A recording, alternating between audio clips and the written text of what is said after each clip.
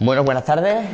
Vamos a retomar el Club de Filosofía ya este año. Bueno, antes que nada, pues me imagino que ya lo sabéis todos, pero al final ha sido un éxito la campaña y se va a poder publicar el libro, así que muchas gracias a todos los que habéis participado y ya mismo procuraré tenerlo hasta para finales de enero, principio de febrero. Voy a procurar tenerlo y ya os avisaré. Intentaré hacer una presentación aquí en el Museo Arqueológico, así que ya os avisaré para que vengáis todos también y ya. Todavía no lo tiene, ¿no? Sí, a finales de enero, principio de febrero pretendo tenerlo, ya.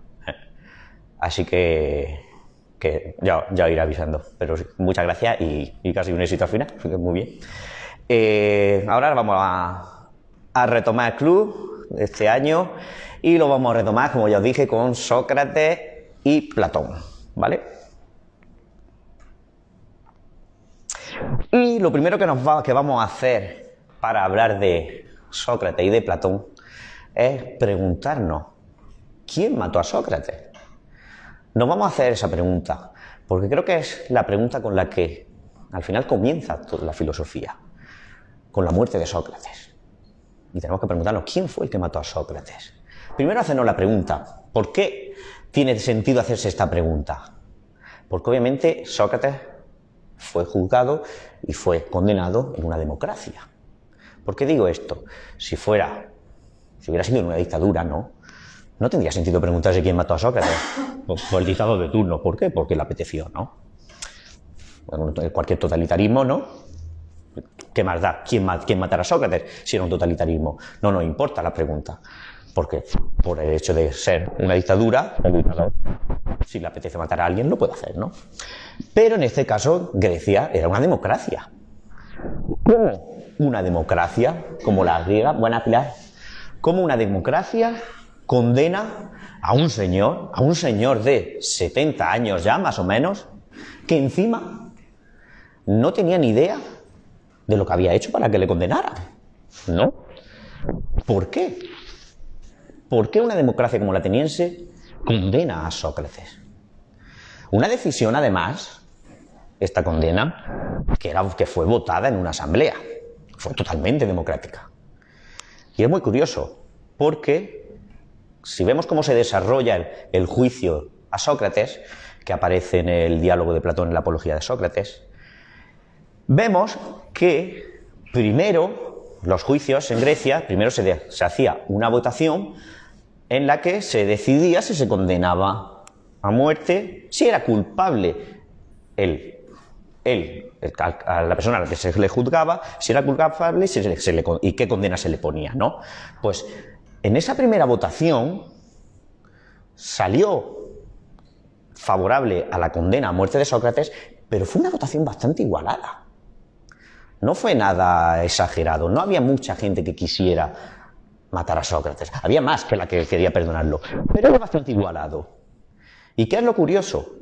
Que cuando Sócrates se defiende, porque luego le daban un espacio, un tiempo para que Sócrates pudiera defenderse y pudiera intentar convencer a aquellos que lo habían juzgado o condenado como culpable para que no lo culparan, ¿no?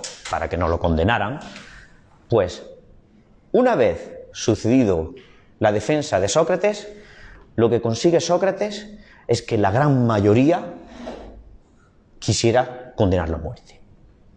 Es decir, consiguió que incluso los que consideraban que Sócrates no debería ser condenado a muerte, en ese momento lo condenaran a muerte.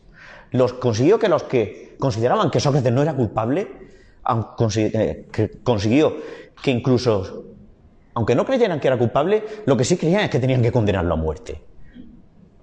¿Cómo pudo pasar eso? ¿No? Para ello, obviamente nos vamos a preguntar esta pregunta, ¿no? ¿Quién mató a Sócrates? Primero, en un primer momento, ¿cuál fue la acusación que se le hizo a Sócrates? A Sócrates lo acusa Meleto, en nombre de los poetas, era un poeta, por no creer en los dioses, bajo lo que estaba fundamentado la sociedad griega, ¿no? Introducir nuevos dioses, si recordamos algo de Sócrates, siempre en los diálogos de Platón habla de un daimón, siempre tiene un daimón en la cabeza que habla por él. Un daimón es un demonio, un dios, ¿no? Pero es algo que no es un dios normal, no es un dios griego, ¿no? Y aparte de eso, también se le culpó de corromper a los jóvenes, ¿no? Esas eran las dos acusaciones que, encima, si leemos la Apología de Sócrates, cuando mantiene la conversación con Meleto, Meleto llega a reconocer que ninguna de esas dos acusaciones son reales. Es decir, hace convencer a Meleto de que incluso por lo que lo están acusando no es cierto. Además, si seguimos leyendo la Apología de Sócrates, vemos cómo hay otra acusación más. A Sócrates lo acusan de sofista. Los poetas, Meleto en este caso, ¿no? Lo acusan de sofista. ¿Quién eran los sofistas en Grecia? Si leemos a Platón y a Sócrates, los sofistas eran los auténticos enemigos de Platón y Sócrates. Es impensable cómo podían acusarlo de sofista. Los sofistas eran aquellos profesores que sobre todo enseñaban, eran maestros de la retórica, enseñaban, cobraban por las enseñanzas y enseñaban a tener retórica, a intentar convencer, enseñaban a crear buenos políticos al final, ¿no? Esa era la educación que daban los sofistas, ¿no? Y cobraban por ello. Siempre, si vemos todos los diálogos de Platón, critican eso, tanto Sócrates como Platón, ¿no? Ellos no podían ser sofistas y además, los sofistas enseñaban algo. Sócrates, ¿qué es lo que dice? Si yo solo sé que no sé nada. ¿Cómo me acusáis de sofista si yo no puedo enseñar nada? Si yo no sé nada, yo no enseño nada. Yo me limito a preguntar. Yo lo único que hago es preguntar. Y encima no pregunto cosas sesudas. A lo que me limito es salir al mercado en Grecia y preguntar a los zapateros ¿qué es un zapato? Eso es lo que me limito a preguntar. ¿Qué de peligroso tiene eso? Contamos una anécdota que aparece en la película por la casa de Heidegger sobre esto, ¿no? Que nos dice que una vez un sofista que se preparaba para dar una larga gira de conferencias a lo largo de Grecia, ¿no? Se preparaba para coger el barco para ir dando su gira de conferencias y que antes de coger el barco de Atenas se encontró a Sócrates en el mercado preguntando a un zapatero ¿qué es un zapato? ¿No? Total, este sofista va a hacer toda su gira por Grecia con sus conferencias para enseñar lo que es la retórica, enseñar todo lo que enseñaban los sofistas en esa época, ¿no? Y vuelve a Atenas. Y cuando vuelve a Atenas, se vuelve a encontrar a Sócrates con el mismo pobre zapatero preguntándole lo mismo. ¿Qué es un zapato? Y el sofista le dice, ¡ay, Sócrates! Tú siempre haciendo lo mismo, siempre hablando de lo mismo, acerca de lo mismo. Y dice Sócrates, claro, eso es lo que hago yo. Intento decir lo mismo siempre acerca de lo mismo. Claro. ¿Tú has hecho eso alguna vez en tu vida? Claro. Yo intento buscar la definición de un zapato. Intento que siempre sea igual. No puede ser que un zapato hoy sea una mesa y mañana sea una silla. Intento buscar el universal. Intento buscar la verdad. ¿Tú has hecho alguna vez eso? ¿Has dicho alguna vez lo mismo acerca de lo mismo? ¿O a ti, como eres sofista, te da igual la verdad? Lo único que te importa es convencer. Y entonces te da igual decir que un zapato hoy es una mesa y mañana es una silla. Claro, yo sí. Yo intento decir siempre lo mismo acerca de lo mismo. Seguimos. Tenemos que preguntarnos, ¿no? Siempre nos enfocamos en esta pregunta de ¿quién mató a Sócrates? Y hemos visto ya algo, ¿no? Hemos visto que es Meleto el que lo condena, el que le hace la denuncia, y que Meleto pertenece al gremio de los poetas. Pero bueno, ¿qué tenía Sócrates? ¿O qué tenían los poetas contra Sócrates? O Sócrates contra los poetas para que lo condenaran a muerte, ¿no? ¿Quiénes eran los poetas en Grecia? ¿Por qué intentaron condenar a Sócrates? Hay una lectura del siglo XX de Karl Popper la sociedad abierta y sus enemigos, que puede darnos una idea. Una idea que ahora analizaremos mejor y veremos cómo, bueno, por lo menos desde mi punto de vista, no es correcta. Pero lo que nos dice Karl Popper en la sociedad abierta y sus enemigos es que Sócrates y Platón eran los primeros tiranos. Aparecerían como los primeros tiranos. Es decir, aparecerían como los tatarabuelos de Hitler o Stalin, ¿no? Es el germen, nos dice Karl Popper, Sócrates y Platón, del totalitarismo. ¿Pero por qué dice esto Popper? ¿Fue Sócrates de verdad el germen del totalitarismo? Bueno, pues Popper hace referencia para plasmar y afirmar esta idea, ¿no?, de que Sócrates y Platón fueron el germen del totalitarismo, hace referencia a los libros 2 y 3 de la República y luego al libro 10, ¿vale? Todos conocemos la República, todos conocemos sobre todo el libro 6 y el libro 7, sobre todo en el colegio, ¿no?, donde que es donde se habla del mito de la caverna, obviamente, y donde se habla del símil de la línea, ¿no? Pero bueno, hay unos libros menos conocidos, que son el libro 2 y 3, y luego el libro 10, en el que Sócrates habla de los poetas, y en el que Sócrates intenta hacer una censura a Homero, ¿vale? Y intenta prohibir los ritmos musicales, intenta prohibir todo lo relacionado con el teatro, con la poesía, ¿no?, con Homero, ¿vale? Por ahí, ¿no?, parece que Popper intenta llegar a la conclusión, incluso luego ya en el libro 10 ya transmitido que lo ideal es que los poetas deberían de ser expulsados de la ciudad y ya está, ¿no? Entonces, a raíz de esto, pues Popper saca esta idea, ¿no?, que es de la que hemos hablado, de que tanto Sócrates como Platón pues eran el germen del totalitarismo, los enemigos de una sociedad abierta, ¿vale? Pero ahora vamos a lanzar otra posición, ¿vale?, que nos va a hacer ver si esto es realmente cierto, esto que nos dice Popper de que Sócrates era el germen del totalitarismo o no. Y vamos a remontarnos a un libro del siglo XX, concretamente de 1962, de Erich Havelock, es un antropólogo, no es filósofo, que escribe el prefacio a Platón. Y en el que nos dice Erich Havelock, y esto es importante, que desde el punto de vista antropológico es evidente que en una cultura oral, como lo era la cultura griega, en esa época obviamente ya estaba la escritura, pero obviamente todavía predominaba mucho más la cultura oral, ¿no?, que la cultura escrita, ¿no? Pues en una cultura oral, fundamentalmente quienes gobiernan son los poetas. ¿Por qué? Primero, porque ¿en qué se fundamenta una cultura oral? Se fundamenta en un relato, se fundamenta en un mito. ¿Quiénes son los encargados de producir el relato y el mito? Obviamente los poetas. Pero ya no es solo eso. ¿Cómo se aprenden las leyes en una cultura oral? Obviamente recitadas, fundamentadas en el mito y en el relato, pero tienen que ser recitadas para poder ser aprendidas. ¿Quién se encargaba de ello? Pues obviamente los poetas. Para poder ser memorizadas en una cultura oral, las leyes debían ser recitadas también. Vale.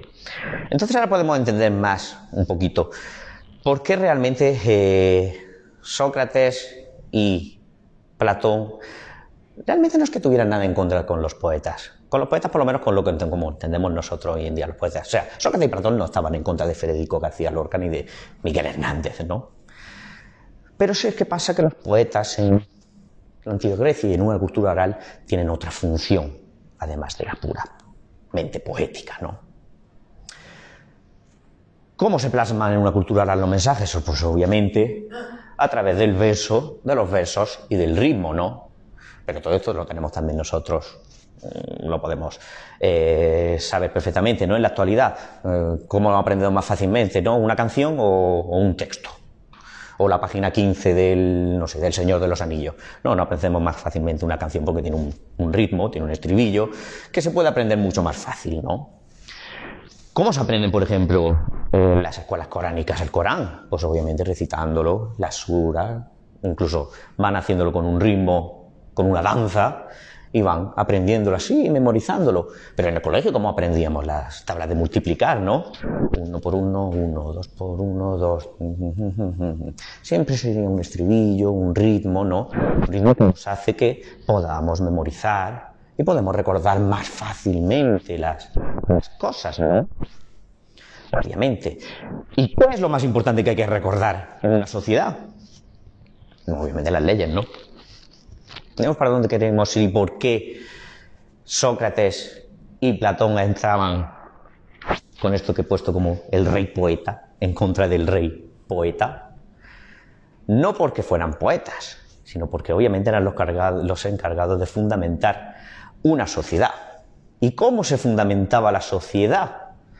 Como he dicho, a partir de los relatos, de unos mitos, que tienen una carga emotiva y que permite que además te puedas identificar con los personajes de ese mito, ¿no?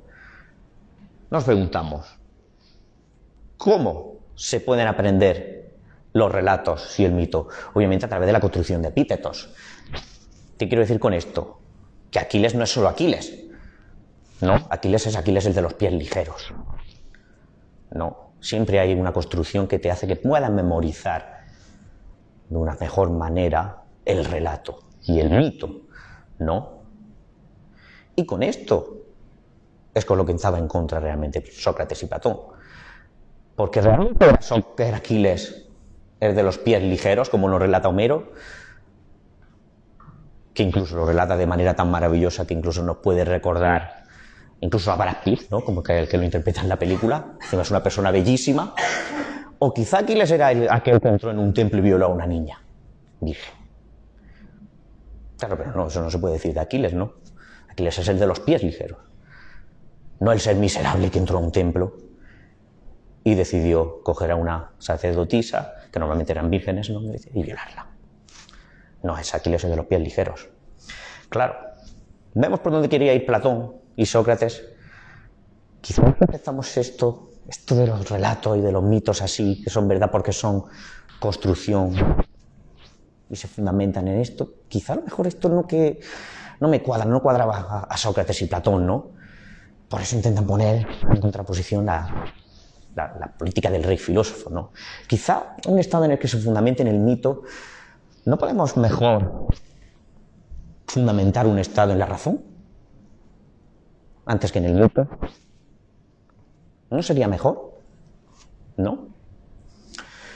Claro, ¿qué quiere decir esto? Enfrentarte a los poetas en una sociedad, en una cultura oral, en una cultura que se fundamenta en el relato. Pues obviamente era enfrentarte a la letra de la ley y al sistema educativo vigente. Enfrentarse a los poetas era enfrentarse al modelo político existente. Y lo que quiere Platón y Sócrates es cambiar el modelo político. Cambiar el modelo político del rey poeta por el modelo político del rey filósofo. Bueno, en última instancia ya Platón dirá que se conformaría con que por lo menos los gobernantes, aunque no fueran filósofos, pero que por lo menos no mataran a los filósofos, como hicieron con Sócrates y como intentaron hacer con él alguna vez. Es como que Platón fue incluso vendido como esclavo. Seguimos con esto, ¿no? Hemos visto que al final vemos por qué condenan, o los que condenan a Sócrates era Meleto, perteneciente al gremio de los poetas, y qué es realmente lo que tenía en contra Sócrates y Platón contra los poetas. No tenía en contra nada, como he dicho, contra Federico García Lorca, sino contra los poetas como una fundamentación de la sociedad basada en el relato y en el mito. Y lo que propone, obviamente, Platón es una fundamentación basada en la razón y no en el mito. Es el paso, es el comienzo de la filosofía, el paso del mito al logos, ¿no? ¿Dividió Platón el mundo en dos? Que es lo que todo, ¿no? O sea, sabemos, ¿no? ¿Dividió realmente Platón ese mundo en mundo sencillo y mundo inteligible? ¿O ya no es que dividirá el mundo en dos, como se ve en el mito de la caverna, sino ¿qué significa eso? ¿Qué significa eso de dividir el mundo en dos? ¿Vale? ¿Qué es lo que significa?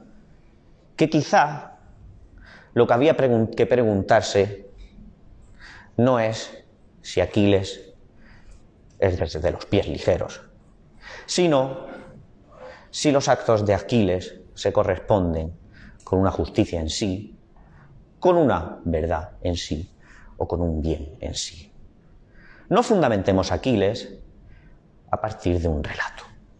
Preguntémonos si desde la justicia en sí, desde ese mundo ideal, que no es un mundo ideal que esté más allá de este, como normalmente se suele decir, ¿no? Un mundo más allá, el mundo de las ideas. No, lo que nos quiere decir Platón es que, vamos a ver, consideremos nuestros actos en base a una justicia en sí, en base a una verdad en sí, en base a un bien en sí. Esto no se produce aquí en la realidad. Considerémoslo desde ese punto de vista. Consideremos de verdad si Aquiles era el de los pies ligeros o era el la misma persona. Pero bueno, considerémoslo desde la justicia en sí, o desde la verdad en sí, o desde el bien en sí. Esa es la división y la partición que hizo Platón. Esta es la realidad, pero la realidad la tenemos que confrontar con un en sí, con un universal, con la idea de justicia, con la idea de verdad y con la idea de bien. Y conforme a eso deberíamos actuar en la realidad. Y deberíamos fundamentar un sistema político y un sistema educativo, que es lo que se encarga de hacer en el mito de la caverna. Es decir, existe un mundo en el que podemos ver si en sí mismo Aquiles hace algo justo, bueno y verdadero. Tenemos que tener ese mundo para poder justificar o juzgar a Aquiles. Si no existiera, no. Claro, si no existiera, obviamente sería simplemente Aquiles el de los pies ligeros.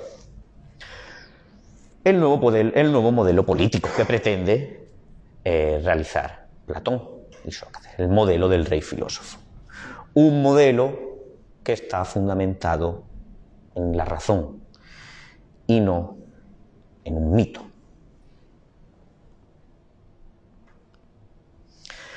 Bueno, os había dicho que leyerais, por recomendar un diálogo, que leyerais el Menón, ¿no? En el que habla de la virtud, ¿no? Y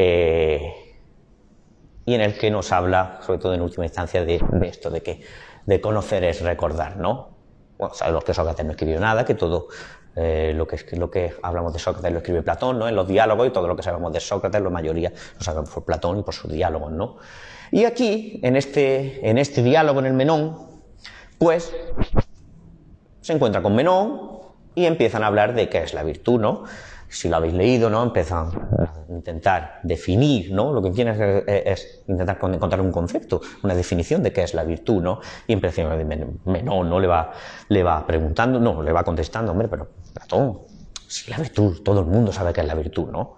Te voy a decir las partes de la virtud, ¿no? Dice, no, Menón, es que yo no sé lo que es la virtud. Entonces no me puedes hablar de las partes de la virtud. Primero me tienes que hablar de qué es la virtud. Y luego ya sí, podemos hablar de las partes de la virtud. Pero si me hablas de las partes de la virtud, no me estás hablando de qué es la virtud. Me estás hablando de sus partes. Pero yo quiero saber qué es la virtud, Menón. Dice, bueno, sí, pero es que la virtud es enseñable. Bueno, es que yo no quiero saber si es enseñable. Y no, es que yo quiero saber qué es la virtud primero. Y luego ya podemos valorar si se puede enseñar la virtud, si no, qué partes tiene, cuáles no. Pero lo que quiero saber es qué es. La dichosa pregunta siempre, ¿no? Por el ser, por el es, ¿no? Comenzamos con la ontología, ¿no? En la filosofía. ¿Qué es el ser? Ya lo vimos con Heidegger cuando hablamos, ¿no? En una de las sesiones. Siempre, ¿no? La pregunta fundamental de la filosofía, ¿no? La pregunta por el ser. Pero al final lo que estaba preguntando Sócrates es eso, ¿no? ¿Qué es eso del es? ¿Qué es el es, no? Y bueno, a raíz de todo esto, al final llega a la idea de que parece que es imposible el conocimiento, ¿no? Como vemos en el Menón, pero luego al final parece ser que Sócrates utiliza a este poeta, un poeta, encima un enemigo, a Píndaro, para intentar explicar qué es el conocimiento, ¿no? Y nos dice que Píndaro nos decía que conocer es recordar lo que habíamos vivido en una vida anterior, ¿no? Aquí ya empezamos con esa idea de Platón de la inmortalidad del alma, ¿no? Conocer es recordar, ¿no? Conocer es recordar, pero ¿qué quiere decir eso, no? Al final, ¿en qué es lo que se centra Platón? ¿Se centra en conocer, en recordar? No, se centra en el es. ¿Qué es el es? ¿Qué es eso del es, no? Y bueno, vemos cómo utilizando este mito de Píndaro y vemos cómo para demostrarle, porque está de acuerdo con Píndaro, es enemigo de los poetas, pero también piensa que los poetas hacen algo bueno, ¿no? No es todo malo. Y piensa que es una buena metáfora, ¿no? De saber lo que de intentar conocer, saber lo que es el conocer, ¿no? Y entonces, para demostrarle que conocer es recordar, vemos el pasaje donde llama a un esclavo, ¿no? Y le intenta que el esclavo pues como es el doble del cuadrado, ¿no? Obviamente el esclavo nunca ha estudiado matemáticas, ¿no? Y nunca ha sabido nada respecto a las matemáticas, pero mediante las preguntas de Platón, al final parece ser que el esclavo logra, mediante el dibujo en el suelo, logra descifrar por su propio saber, conocimiento, pues lo que es el doble del cuadrado. Para esto utiliza, al final utiliza el teorema de Pitágoras, ¿no? Pero no es otra cosa que el teorema de Pitágoras. Con esto, obviamente, lo que quiere demostrar Sócrates es que el conocimiento es un a priori, ¿no? Que el conocimiento es antes, del nacimiento. Pero lo que está intentando demostrar con esto es que conocer es simplemente recordar lo que ya habíamos vivido en otra vida. O simplemente que no hay posibilidad, aquí podemos retomar a los sofistas, no hay posibilidad de enseñanza, sino que lo que se enseña es simple y llanamente recordado, ¿no? Y con esto termino la sesión de Platón.